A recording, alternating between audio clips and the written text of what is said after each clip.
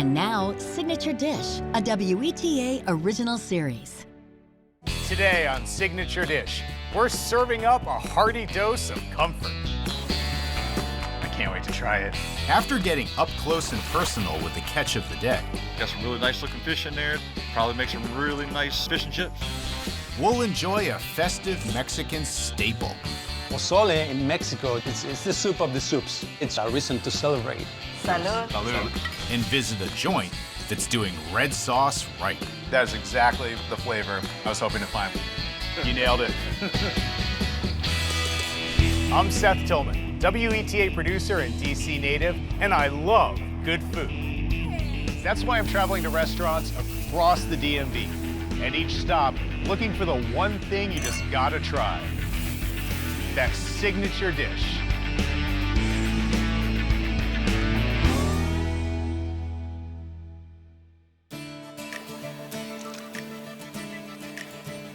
My hankering for comfort food will first take me from one capital city to another.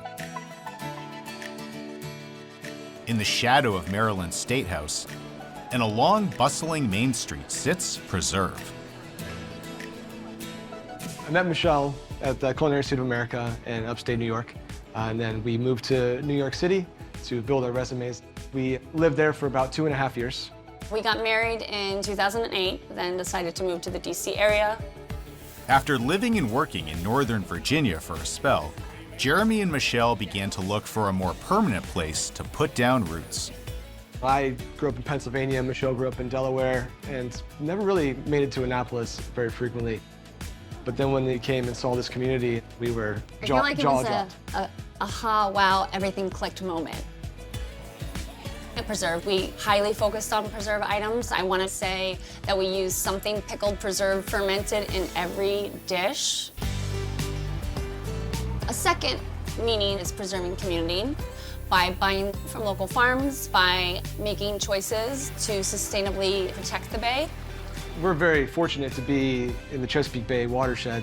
There's a plethora of local natural ingredients, beautiful farms, produce.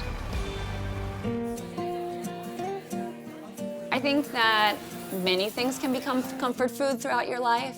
It can be things that come from global inspiration. So whether you're eating kimchi, cretito, or Jeremy's favorite, the sauerkraut, at Preserve, you can feel that it's comforting, which I think that is very important for our menu.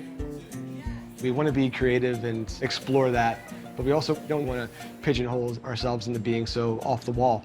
So we do take dishes that people are familiar with and then have our own twist to it. So it's still that comfort food that they remember, but maybe perhaps in a different way.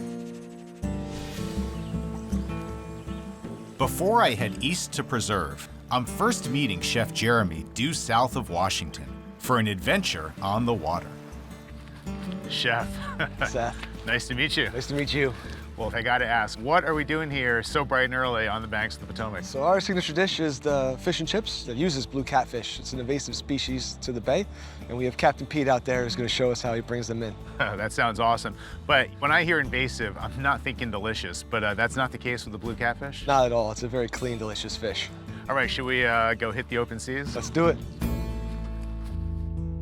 You know, Chef, I've never been much of a boat guy in my life, but a beautiful, crystal clear morning on the Potomac like this, I think I get the appeal. Absolutely. Captain. Good morning. Nice to meet you. Nice to meet you. Permission to come aboard? Sure. Come on, get on here, be careful. All right. So we're gonna be catching some fish today? Yeah, we're gonna go ahead and try to catch some of these invasive blue catfish. We set a few lines last night, and hopefully we had a bunch of fish this morning. Let's set sail. All right.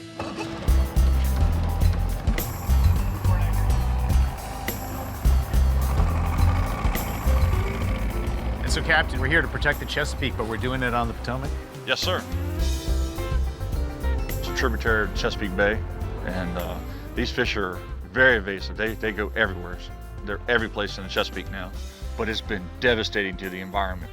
And they'll eat crabs and fish, rockfish, clams. They even eat the native grasses. So I think that's what really makes them taste as good as they do. So Pete, do you have any spots on the river that are more full of these blue catfish than others? Yes, but you know, you gotta know where they're at. You just can't go here and set a line any place. but in order to catch a lot, you have to know where to set at.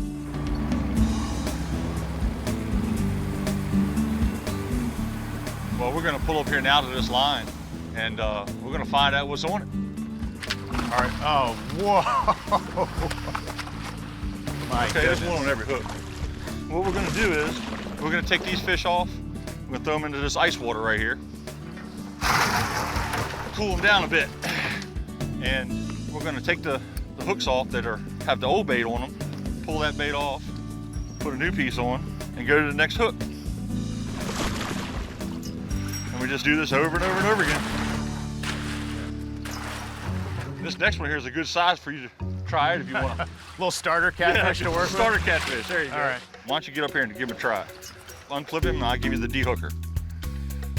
All right. The de-hooker, let's give it a shot. Twist with your left hand.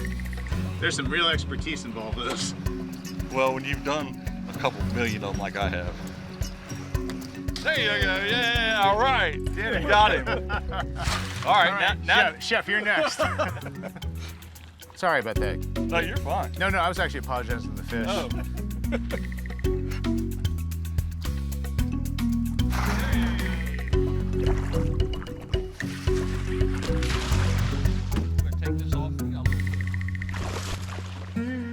All right, well, we're done for the day.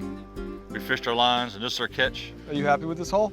Yeah, it's pretty good. Got some really nice looking fish in there to make some nice fillets. Probably make some really good fish and chips. Well, fish and chips sounds good to me. Should we head back, get cleaned up, and head over to the restaurant? That sounds great. Let's do it. All right. You guide us home, Captain. All right, here we go.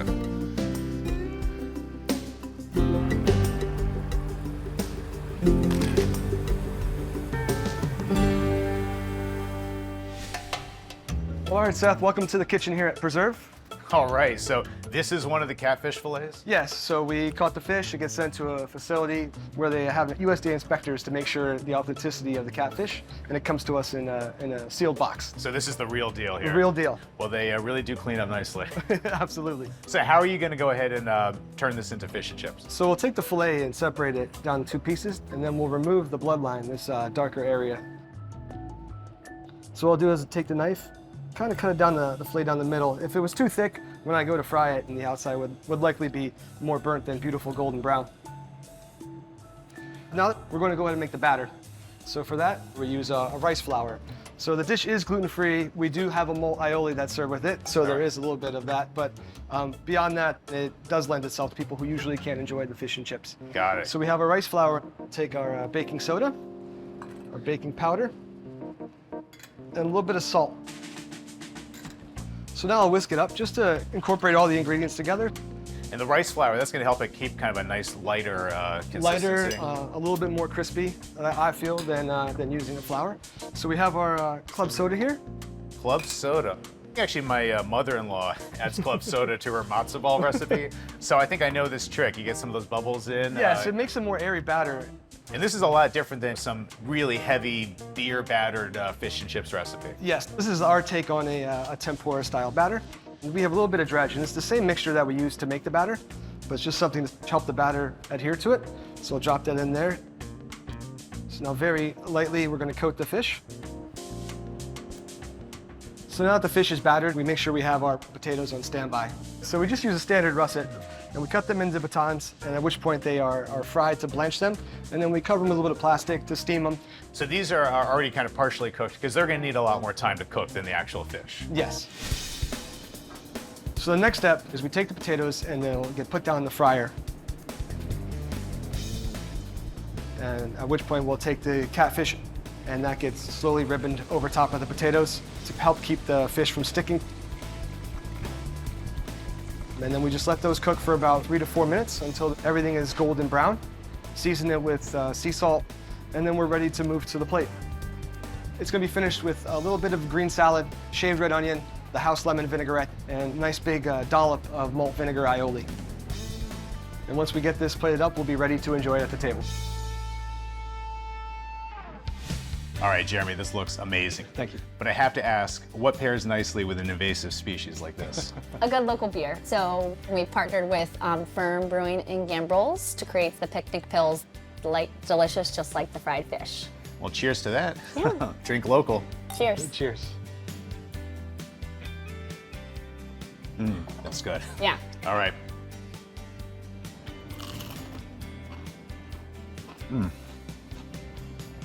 Wow. It's so crispy. Oh, thanks. And that fish is so mild and flaky and delicious. Nothing like what I would have imagined those blue catfish tasting like. That's outstanding. And tell me, Jeremy, about this dip. So this is a malt aioli. So traditionally, you get your fish and chips with a little ramekin of vinegar. We decided to, add richness to the dish in the form of a mayonnaise. Well, I always just absolutely douse my fish and chips in malt vinegar.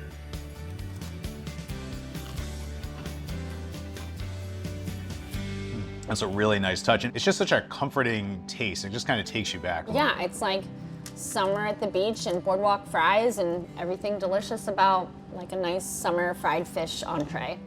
And it would be hard to imagine eating much more locally than this. Yeah, I think that doing our part to support the Chesapeake Bay and its biodiversity, it really ties back to supporting local, whether that's with the fish, with the beers we pick. So we always really want to go back to how can we be of service within Annapolis. And it's just amazing, having caught some of those fish, to know that they could yield such an incredible flavor.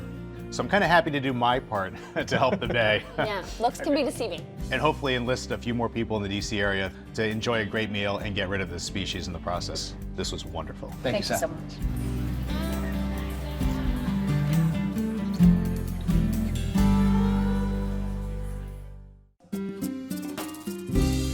As I make my way back west, I'm stopping just shy of the district line at Takoma Park to pay a visit to Cielo Rojo. I was born in Mexico City. I came here to the United States when I was 16 years old. Mexico City is just a place where there's so many cultural encounters. There's a lot of influences from different parts of the country. I was born in Chile. I moved to the US when I was 8, to the DC area. Then I moved to San Francisco about 2005, and that's when I met David. We worked at a restaurant together, and one of the inspirations for this restaurant is just our experience living in California, eating California-influenced Mexican cuisine, and coming back home to visit my family and not seeing as many options as we wanted. There's definitely a tradition in Mexican families to come together and eat. When we opened, we wanted people to kind of form community around our restaurant. Mexico is a very vast, with a lot of history, and people are very hardworking people. And I think after working really hard, you want to always go home and make something that makes you feel good. So anytime you have a bite of anything, a taco, or you try pozole or mole or anything, it just brings you home because there's so much love into it. David. Hey man, what's up? How are you? Good to see you. Nice to meet you. Welcome to Cielo Rojo. Oh, thank you so much for having me. And what is this contraption that we're looking at right here? This is our molino, which is a corn mill. We get corn from different small farms in Mexico. It used to be just Oaxaca, but now it's like that territory. So how does this machine even work? So every day prior to milling, we cook it in a process that's called nixtamalization. So it just allows the corn to break up and soften so we can grind it. It can be digestible. And so this corn here, this is going to be used in your tortillas and tostadas and everything else? Yeah, I would say the heirloom corn that we use here is at the center of everything we do. And you can taste the difference and the freshness. In fact, corn is one of the main ingredients for our signature dish, the Pozole Verde, that I would love to show you. Why don't we fire this up and then you can follow me, we can do it together. Sounds great, let's do it. All right.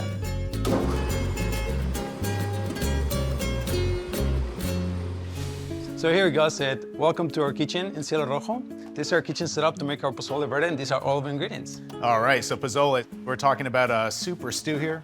Yes, absolutely. So pozole in Mexico, it's the soup of the soups. It's something that we make. We gather family, gather people, it's just party time. And a lot more corn too, I can see. Yes, absolutely. So we have a couple versions of dry corn here. We nixtamalize the corn. We actually also take some of that and cook it a little longer. And this is hamady. It's just a little bit thicker, it's like meatier. Just so much easier to bite into it. Oh yeah, I could snack on that all day. So these are all the ingredients that are going to actually go into the soup? Yes, absolutely. We have the start of this dish, which is the tomatillos right here. All right, well, anytime I see tomatillos in the supermarket, I'm just kind of intimidated. Yes. I don't know, are they tomatoes? Are they peppers? They're basically similar to a tomato, but they're very different in taste and flavor. And I'm sure you've had a salsa verde anywhere, so it's very sour, very acid. Give it a nice brightness to the soup. That's correct. All right, so how do you put it all together? So here we go. We got some tomatillos that we're gonna go and start putting into the blender.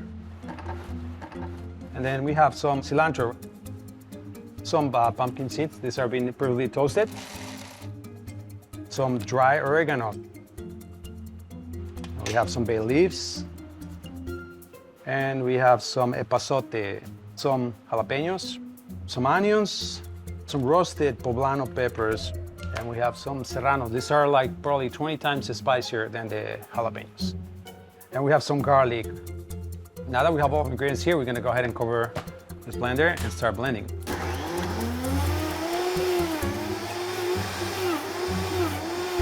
So that's it? Yeah, that's it, yes. This is like the anti-mole. It's so Yes. much simpler.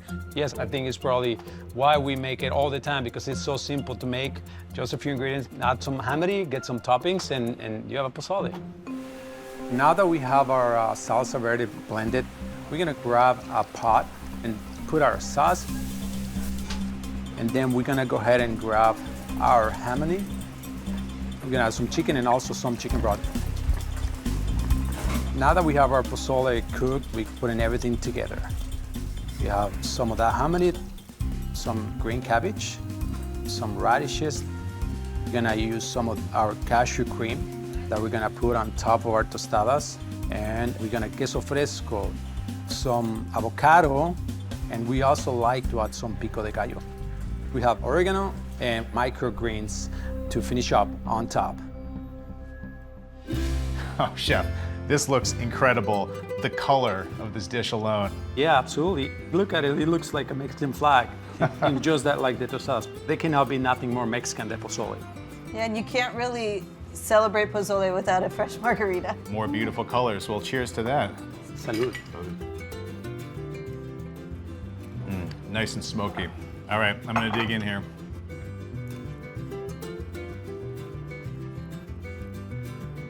Oh, wow. Just excellent. And you know, for something that is so warm and hearty and comforting, it also gives you such a nice little bracing kick from those peppers and the acidity from those tomatillos. Such a nice balance. And speaking of corn, I see these beautiful tostadas here. Yes, absolutely. And I'll tell you a story about this. In Mexico, traditionally, as a ritual, we gather with the family and everybody makes a line. And normally we have all the ingredients, the toppings and everything aligned so everybody can just stop their bowl and make it to their taste. But here, you've nicely done the work for me, so Yes, I appreciate that's true. that. Yep. So if you choose, you can also just crack it and throw it in the soup. Everybody has a different style of eating pozole. Typically or traditionally, people eat it on the side like David, but I like to break it all in to get a little bit more crunch. Well, So I'm gonna I crack love it the in. idea of putting a few more little bits of texture in here.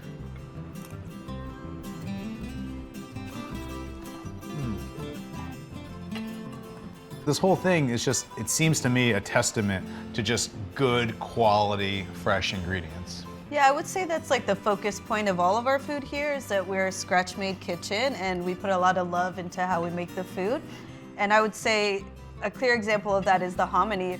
You know, although it's a lot more work to get the corn from Mexico, to mill it from scratch every day, you can really taste the difference. I think it goes right in line with Takoma Park values of really caring about where their food comes from, and that's why we chose to open here. Well, I'm glad you guys did. This was comforting, fresh, delicious. Thank you. It was a pleasure to have you.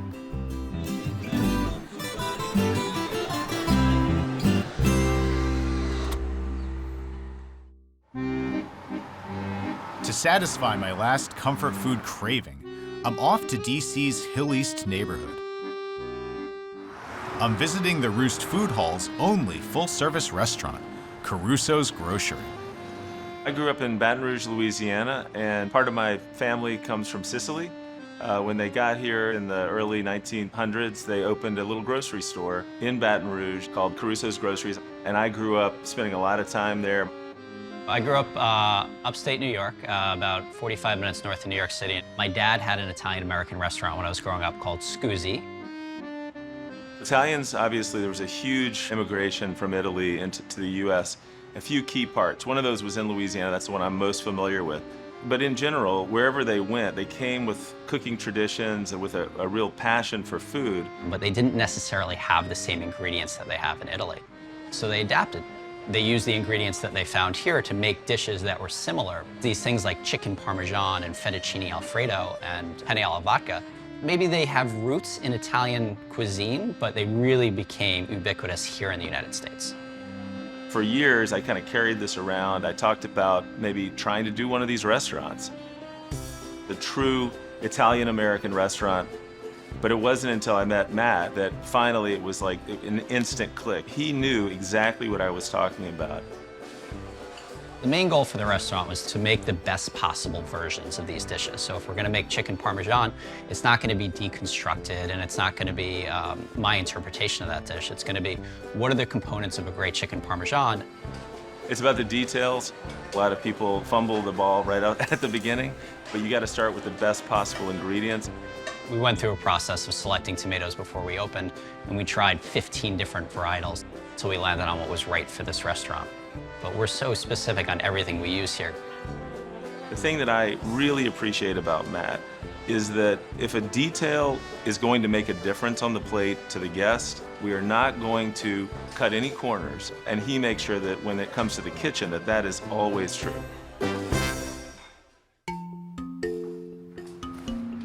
Matt. Hey, Seth, how are you? Good to see you, Michael. Hey, welcome to Caruso's Grocery here at the Roost. Well, thank you so much for having me. Love the smell of garlic that's hovering in the air. I can tell something good is cooking. What are you making today? Our signature dish, chicken parmesan. Well, I love a good chicken parmesan. Well, it all starts with having a great sauce. We're actually making it back right now. Why don't you follow me back? Let's check it out. Catch you back All at right, the table, catch you Mike. All right, so this is where we make our tomato sauce. This is Erica. She makes all the sauce here at Caruso's. Hi, Erica. You have a pretty important job here. And what is this contraption? This is called a tilt skillet. A tilt skillet. Well, I feel like it could double as a bathtub. And so what goes into the sauce? So we start with olive oil, garlic, onions, a little bit of salt, and our Italian seasoning. And then we add our California tomatoes. These are grown in Modesta, California. The reason we go with these, they go from the field into the can within hours. And so it's got that nice little balance of sweetness and acidity. Yeah, acidity for sure. We tried a lot of tomatoes before we opened, and these are our favorite. Well, there is just an incredible aroma coming out of this sauce. So this is what's going to go on top of the chicken parm? Yeah, underneath and on top. So just smothered in sauce. I love that. Should we head out and get that? Yeah, for sure. Let's get going. Let's do it. Thanks, Erica. All right. So this is the chicken parm pounding station, I guess. It is, yep, absolutely. And so what is it that you guys do to take the chicken parm to the next level? So we source really good chicken, very, very important, and we pound the chicken super thin. Makes it super tender, cooks very, very quickly. Yeah, because I definitely have some chicken parm that spent a little too much time in the fryer. Yeah, for sure. And you've got just the medieval tool to get that job done. Yeah. So we take our chicken breast, we trim it up a little bit just so it's even in size here. We put the plastic wrap on the chicken to protect it from tearing. Are we talking flat side here, or? We use this side here. This is a little bit too tough on the chicken. That'd be a little aggressive. Yeah, a little aggressive, Just for sure. tenderize it a little bit? Yeah. Veal you could be a little bit harder on, but the chicken you want to be nice and gentle. Really take your time. And so this is just happening all day, every day at Caruso's? Just Yeah, I mean, it's about 2.5 hours of prep a day is pounding chicken. Oh my gosh. Okay, take it out here. Almost paper thin, but almost not paper quite. thin, yeah. So here, we have seasoned flour. So make sure it's fully coated in flour. Same thing with the egg. And then into our seasoned house-made breadcrumbs. Lots of different seasonings in here. Oregano, basil, salt, chili flake, garlic powder. And then it's ready for the fryer. So we take the chicken, we place it in the fryer gently. We cook it until it's golden brown on one side. Flip it over, golden brown on the other side. Take it out, drain off any excess oil. And we're gonna season it with a little bit of salt. Then it's ready for the tomato sauce, the mozzarella cheese. We add a little bit of Parmesan cheese on top as well. And then we place it into our salamander for everything to get all nice and bubbly.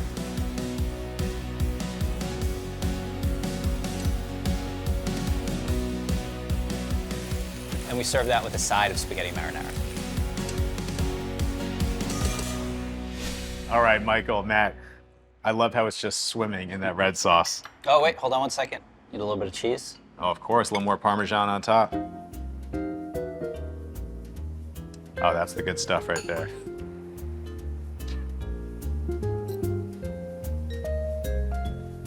Good? You nailed it. Yeah. That's exactly the flavor I was hoping to find when I came in here. Perfect execution. And the chicken, it's nice and juicy. Yeah. Got to go in for another bite here, though. And that sauce. What a nice little compliment that is to the chicken. All right, I got to try a little of this pasta here as well. Not the best bite. You got to go in for the full bite here. Oh, you got to dig deep. Yeah, dig deep for the full spoonful here. Fork goes all the way in. Eat that bite. Suck it out. All right, well, if you won't do it, I will. All right. I'll do anything for camera. I'm gonna end up like the baby in the picture with the spaghetti bowl in his head. And so, is it kind of tricky to find that line where you're paying homage without becoming, you know, one of those chain restaurants that we won't name on the show? Yeah. Yeah, I think this is the most difficult dish because everybody's had chicken parm at some point in their life. So we needed to come up with something that was, you know, relevant, that's identifiable, but it's also best in class. And for both of you, I'm guessing, to be able to work on something that's so personal to you, that must be really nice. Absolutely. And I think this place means a lot to both me and Matt. We knew that we wanted to create this thing that had this familiarity, this comfort for so many people. And then with everything that happened to everybody over the last 3 years, we think that the relevance of this experience and people's desire for it is really through the roof. Well, I'm ready and definitely going to be coming back to enjoy this delicious, hearty, and very generous portion size as well. So thank you so much for inviting me here. Thank you. Our pleasure. Thank you.